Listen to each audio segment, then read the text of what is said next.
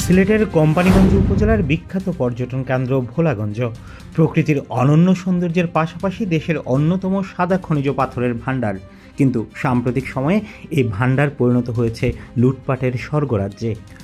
গত রাতে রাজধানীর ডেমরার সারুলি এলাকায় সুকুরশি ঘাট সংলগ্ন স্থানে র্যাব 11, জেলা প্রশাসন এবং পরিবেশ অধিদপ্তরের যৌথ অভিযান পরিচালিত হয়।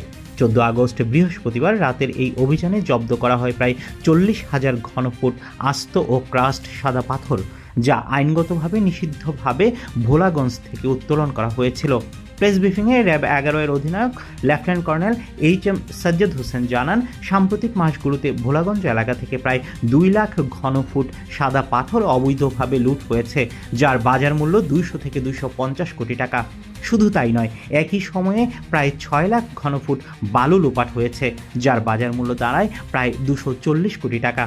তদন্তে জানা গেছে, লুট হওয়া এসব পাথর স্থানীয় দয়ার বাজার, কলাবাড়ি এবং ভোলাগঞ্জের 10 নম্বর ঘাটে জমা করে সেখান থেকে বিভিন্ন ক্রাশার মেশিনে পাঠানো হতো, আর তারপরই তা চলে যেত দেশের বিভিন্ন প্রান্তে।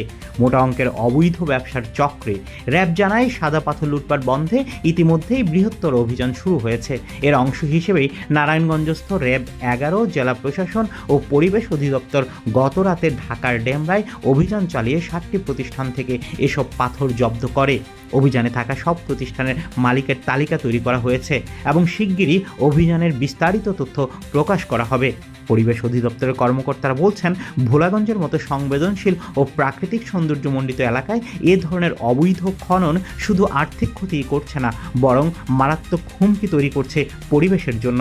পাহাড়ি জীববৈচিত্র্য, নদীর প্রবাহ, পর্যটন খাতও পড়ছে মারাত্মক ঝুঁকির মুখে। আইনশৃঙ্খলা রক্ষাকারী বাহিনীর বার্তা স্পষ্ট, যতই প্রভাবশালী হোক, পরিবেশ ও দেশের সম্পদ লুটের কোনো জায়গা নেই আইনের বাইরে। ভোলাগঞ্জকে রক্ষা করতে এই অভিযান চলবে অব্যাহতভাবে। Desk report, 0 TV.